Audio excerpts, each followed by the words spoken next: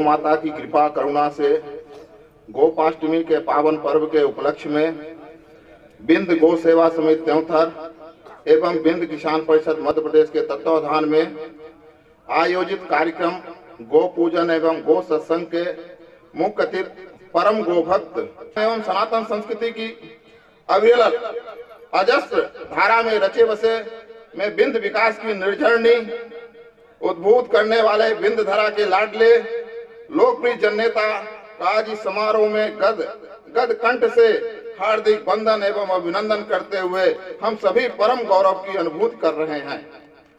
श्री लक्ष्मण गौशाला के अभिवर्धन से लेकर मुकुंदपुर वन विहार, बसामन मामा गो अभ्यारण्य सहित रीवा क्षेत्र के चौमुखी विकास आपके रचनात्मकता सृजनशीलता का स्वयं ही परिचय देते हैं। सौंदर्यीकरण के दिशा में किए गए सत्कार्य आपकी बहुमुखी प्रतिभा को सहज उजागर करते हैं। आज गोपाष्टमी के इस पावन अवसर पर हम आपकी दूरदर्शिता, गुरुता व विराट व्यक्तित्व को नमन करते हुए आपके स्वभाव, स्वास्थ्य एवं दीर्घायु यशस्वी जीवन की कामना के साथ बाग पुष्पांजलि स्वरूप अभिनंदन पत्र सादर समर्पित करते हैं। गाय बचेगी, विश्व बचेगा, ऐसी कामना के साथ आज हमारे बीच में जिन्हें मैं ये अभिनंदन पत्र दे रहा हूं, उन्हें नेता के रूप में यहां पे नहीं बुलाया हूं। परम गो सेवक, परम गोभक्त, हमें तो पथमेड़ा से प्रेरणा मिली। मैं नहीं जान पाया कि हमारे भैया को कहां से प्रेरणा मिली और गाय के लिए जो वो कार्य कर रहे हैं,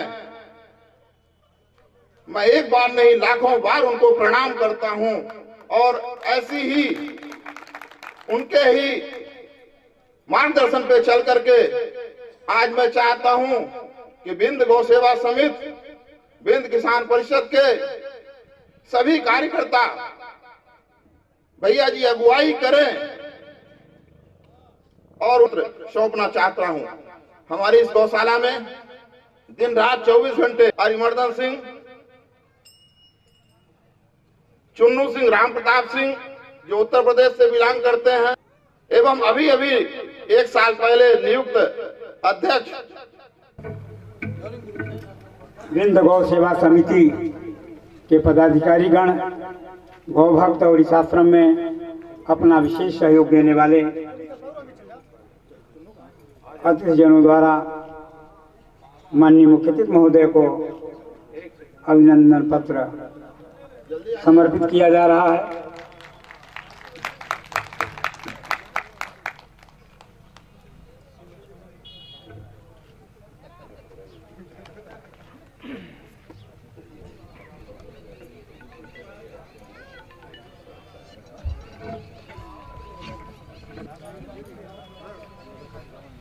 अभिनंदन करेंगे डॉक्टर अनिल तिवारी जी को। कृपया आए हैं और अपने वचनों से स्वागत करने का कष्ट करें। ताम धेनुम शीशभेद भूत भविष्य, भूत और भविष्य की जननी गौ माता के चरणों में शीश झुकाकर प्रणाम करता हूँ। से आयोजित कार्यक्रम में गोपाष्टमी के इस पवित्र दिवस पर आयोजित जी और इस गौशाला संचालन समिति के सभी पदाधिकारी व सदस्यगण यहाँ पर उपस्थित, इस गौशाला की स्थापना पथमेड़ा महाराज के पुनीत और पवित्र इस गौशाला की नींव की ईंट जिसे कहने हमें कोई अतिशयोक्ति नहीं समझनी चाहिए, तो वास्तव में इस गौशाला के निर्माण में भी शीश झुकाकर ऐसे पवित्र काम करने के लिए जो उन्होंने दान में अपनी जमीन दी है, इस पवित्र कार्य के लिए उन्हें भी मैं शीश झुकाकर प्रणाम करता हूं। साथियों, जिस जज्बा, उत्साह, ऊर्जा के साथ आदि डॉक्टर रोहित तिवारी इस गौशाला का संचालन कर रहे हैं। निश्चित तौर पर यदि आप सब, हम सब ग्रामवासियों में हौसले होते हैं, जिनमें हौसले मिलते हैं उनको रास्ते, होते हैं जिनमें हौसले मिलते हैं उनको रास्ते। दुनिया नहीं है दोस्तों बुज़दिलों के वास्ते। निश्चित तौर पर मैं डॉक्टर रोहित तिवारी की उस ऊर्जा, उस जुनून और कार्य के प्रति जो एक निष्ठा, उनकी लगन है, उनके अंदर सेवा, सहानुभूति और जो सहृदयता की भावना है, मन उन तमाम भावनाओं को भी प्रणाम करता हूं और आप सब से इस गौशाला में अपेक्षित सहयोग की उम्मीद। पुनः आप सब अतिथियों का, उपस्थित सज्जनों का तहे दिल से स्वागत, वंदन एवं अभिनंदन करता हूं। जय गौ माता। जोटिया में आयोजित इस कार्यक्रम में के मुख्य अतिथि हमारे रीवा के विधायक आदरणीय राजेश शुक्ला जी, केवथर के विधायक आदरणीय श्यामलाल द्विवेदी जी, सिमरिया विधायक आदरणीय अध्यक्ष डॉक्टर रोहित तिवारी जी और इस कार्यक्रम में पधारे हुए सभी गौभक्तगण, आप सबका अपने बिंद गौ सेवा समिति की तरफ से आज के इस कार्यक्रम में सादर अभिनंदन, वंदन एवं स्वागत करता हूं। आज के इस कार्यक्रम में अपने समिति के तरफ से मुझे मांग पत्र सौंपने का दायित्व सौंपा गया है, इसलिए मैं समय न लेते हुए अपने समिति की ओर से मांग पत्र आदरणीय मंच को प्रस्तुत करता हूं। प्रथम मांग है, प्रत्येक ब्लॉक में कम से कम एक नंदीशाला खोली जाए। तृतीय मांग है कि मध्य प्रदेश में चरनोई एवं वन भूमि की जमीन गौशाला को उपलब्ध कराई जाए और चरनोई भूमि की तुरंत सीमांकन का चिन्हित कराया जाए। एक ब्लॉक में कम से कम एक गौ अभ्यारण्य खोला जाए। पांचवी मांग है, इस क्षेत्र की जलवायु के अनुकूल उत्तम नस्ल के नंदी उपलब्ध कराए जाए एवं इस क्षेत्र में बेसहारा अनुपयुक्त नस्ल के नंदी को बधियाकरण कराया जाए। केंद्र बनाकर छाया एवं खाने की व्यवस्था की जाए, जिससे कि गौवंश की रक्षा एवं किसान की खेती बच जाए। अगली मांग है कि मनरेगा को गौशाला से जोड़ा जाए, जो सरकार का गौ संरक्षण में बहुत बड़ा योगदान होगा। हमारे तरफ से अगली मांग है कि प्रदेश शासन द्वारा जो गौशाला बनाई जा रही है उसे तत्काल फंड उपलब्ध कराया जाए, जिससे पंचायत स्तर में शीघ्रता से गौशाला का निर्माण हो सके, जिससे गौवंश बच सके। अगली मांग है, प्रत्येक ब्लॉक में एक दुर्घटनाग्रस्त एवं बीमार गौवंश के लिए विशेष अस्पताल बनाई जाए एवं उस ब्लॉक के डॉक्टर की नियुक्ति एवं दवा सरकार द्वारा उपलब्ध कराई जाए। अगली मांग है, बिंद गौ सेवा समिति गौवंश को बचाने के लिए कार्य करने वाली एक संस्था है।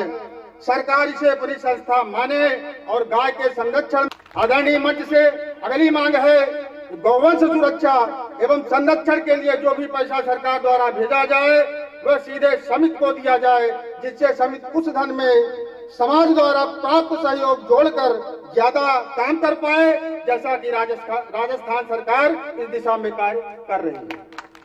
अगली मांग है, पशु गर्भाधान में नंदी का उपयोग किया जाए। अगली मांग, जैविक खाद के प्रयोग को बढ़ावा दिया जाए।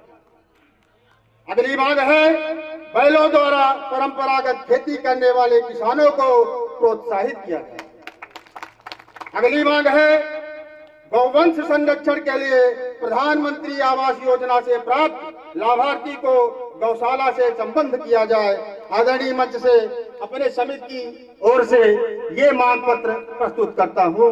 इसी के साथ अपने वाणी को विराम देता हूँ। सभी आए हुए अतिथिगणों का सम्मान करते हुए जय गौ माता, जय गोपाल।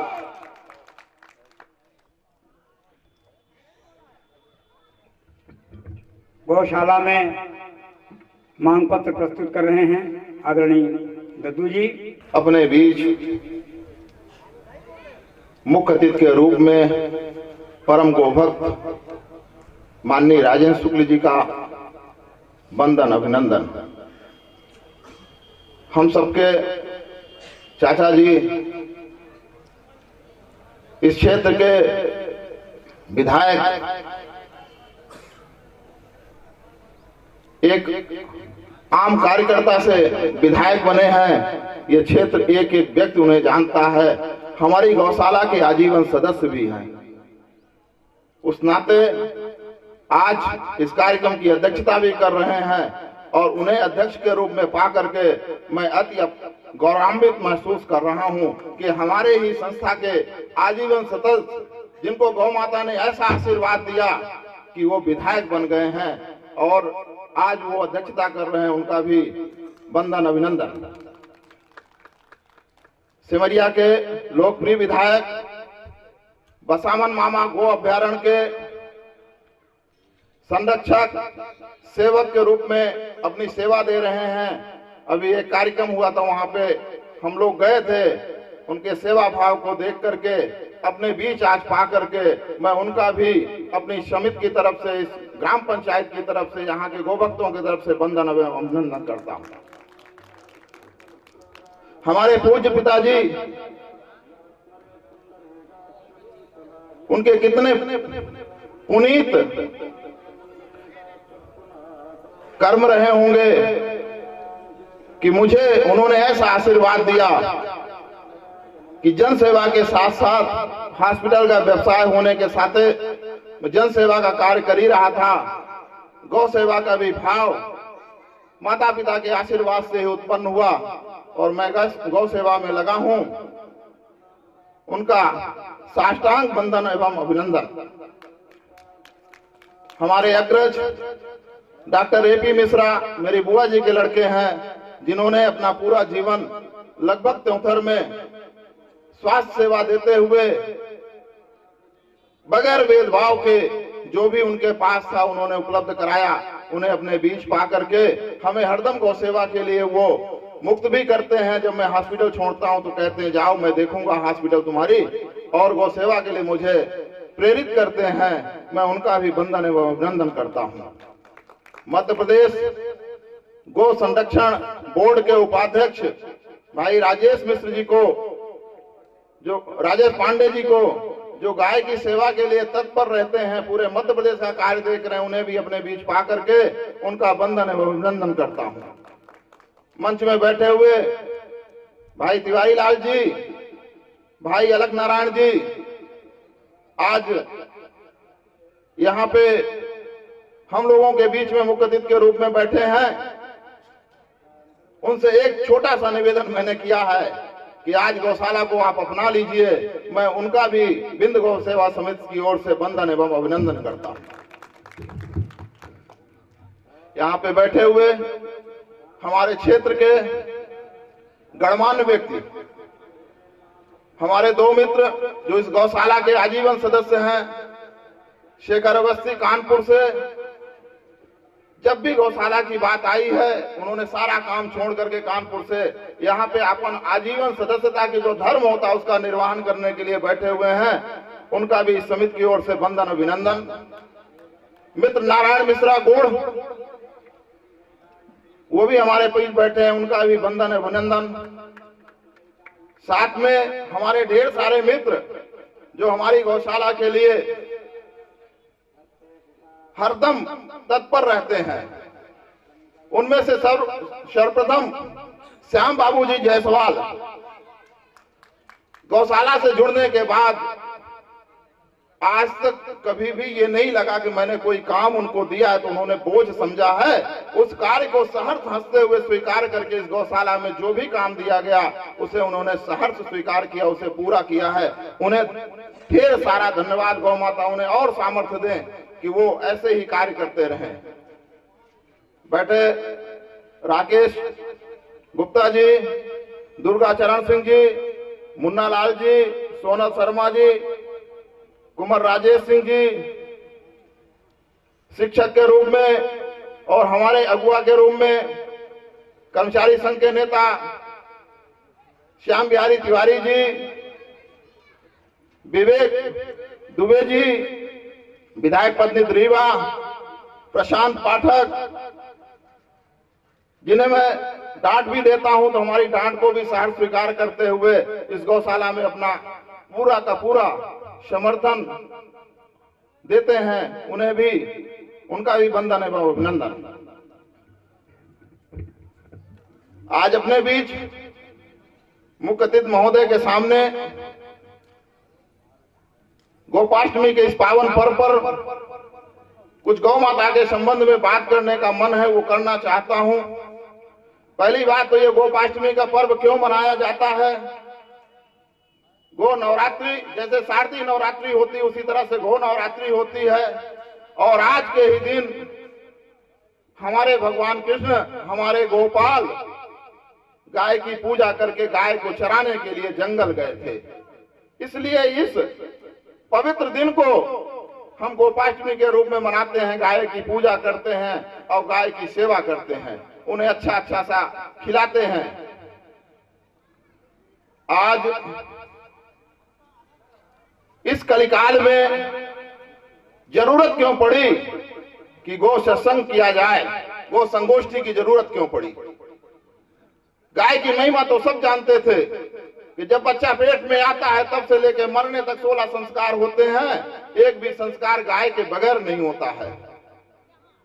गाय ना होती तो भगवान की पूजा ना होती, उनको दिया भी जलता है, घी भी चलता है, कुछ भी होता है। भगवान को अगर स्थापित करना है तो पंचकव्य से ही नहला धुला के स्थापित किया जाता है। यह धरती का भोजन है गाय के गोबर और मूत्र। ये पर्यावरण, अभी अभी कोरोना से हम लोग जूझ करके आए हैं, इस दूषित कोरोना से भी कैसे बचा जाए। पर्यावरण कहीं ना कहीं दूषित हुआ था, ऑक्सीजन की कमी हुई थी। दुनिया का एकमात्र गौ माता या गौवंश जिनके 24 घंटे ऑक्सीजन का प्रवाह बहता है, गौशाला में रहने वाले व्यक्ति को, इस हिंदुस्तान में किसी भी गौशाला में रहने वाले व्यक्ति को कोरोना नहीं हुआ है, न उसने मास्क लगाया है और न उन्होंने किसी तरह से कोई सोशल डिस्टेंसिंग का पालन किया है। इससे सिद्ध हो गया कि अगर गाय हमारे घर में रहेंगी तो हमें बड़ी से बड़ी बीमारी से मुक्ति दिलाएंगी। जब भोपाल की त्रासदी हुई थी, जिनके घर गोबर से लीप दिए गए थे, उनके घर में उस जहरीली गैस का भी असर नहीं हुआ था। हम गाय से दूर हो गए हैं, दूर होने का परिणाम है आज मजदूरों को भी ब्लड शुगर और बीपी का मरीज मजदूर हो गया है। पहले तो ये कहा जाता था ये बड़े लोगों को होता है, मजदूर तो दिन रात काम करता है। क्यों हुआ? हमारा अन्न दूषित हो गया है। हम जब डीएपी और यूरिया डालते हैं तो लाखों लाखों कीटाणु मर जाते हैं। उनका खून से सना हुआ अन्न खाते हैं, उसका परिणाम है कि हम आज पूरी तरह से जहरीला अन्न खा करके हम खुद दूषित हो गए, हमारा मन दूषित हो गया, मेरा शरीर दूषित हो गया, रोगी हो गया है। गाय इसलिए बचना जरूरी है कि देवता से लेके, मनुष्य से लेके, धरती से लेकर के, पशु पक्षी से लेकर के, पर्यावरण से लेकर के सबके लिए जरूरी है। इसलिए गाय का बचना जरूरी है। हमारे माननीय मंत्री जी गौ की सेवा कर रहे हैं। हमें तो 2014 में माननीय मंत्री जी से बताना चाह रहा हूं कि कैसे गौ सेवा का भाव उत्पन्न हो गया। 2014 में पथपेड़ा जाने का भाव मिला। जब मैं वहां गया तो जो भी व्यक्ति आता था जय गौ माता जय गोपाल से एक दूसरे का अभिवादन करता था। तो मैंने पूछा ये कहां से उत्पन्न हुई है ये बात, तो बोले यहीं से 20 किलोमीटर दूर पथमेड़ा है। पथमेड़ा जाकर के देखा, वो सेवा देख करके हम अपने बूढ़े माँ बाप की भी ऐसी सेवा नहीं करते हैं जैसी सेवा वहां हो रही थी। बूढ़े गौवंश, बीमार गौवंश को रोटी ऐसे हाथ से खिलाई जा रही थी, वो भी घी लगा करके। 11,000 रोटियां प्रतिदिन बनती हैं, हाथों से बनती हैं और गौ माता को खिलाई जाती है, घी लगा करके खिलाई जाती है। गोश्त ऐसे बनाए गए हैं कि यहाँ पे बीमार गौवंश है, थोड़ा सा ठीक हुआ तो आगे में उससे ठीक हुआ, आगे 14 किस्तों में उसको निकाल करके पुनः स्वस्थ करके हमें दे दिया जाता है। से आए मन में एक ही भाव आया कि गौशाला खोलनी है। सरकार के पास कोई योजना नहीं थी कि गौशाला के लिए जमीन उपलब्ध कराए। उस समय के कलेक्टर राहुल जैन थे, परम गोभक्त थे। मैंने उनसे बात की, उन्होंने ये कहा कि रोहित जी आपका सपना अधूरा रह जाएगा, गौशाला खोलनी है तो जमीन खरीदिए फिर गौशाला खोलिए। ऐसा लगा कि गौशाला नहीं खुल पाएगी। इस धरती के ऐसे लाडले हमारे मित्र थे, पूर्व जन्म उनका कितना अच्छा था मुझे नहीं पता है। श्री राम प्रताप सिंह जी के छोटे सुपुत्र अरिमर्दन सिंह दद्दू, शाम का वक्त था, यही पचामा में उन्होंने कहा भैया गौशाला खुलेगी, जमीन मैं दूंगा। मेरे आंख से आंसू निकल आए। मैंने कहा दद्दू अभी पिताजी आपके हैं, जाके पिताजी से पूछिए और पूछ करके मुझे तुरंत फोन करिए। उधर से वो पचामा से यहाँ आए और अपने पिताजी से पूछे। मैं चाकघाट पहुंचा, फोन करके पिताजी से उनकी 2 बातें हुई कि मैं गौशाला के लिए जमीन देना चाहता हूं। पिताजी ने कहा वो जमीन तो 4 भाइयों की है। दद्दू ने पिताजी से कहा हम वो जमीन देने का निर्णय ले लिए हैं, गौ माता के लिए मुझे आशीर्वाद दीजिए।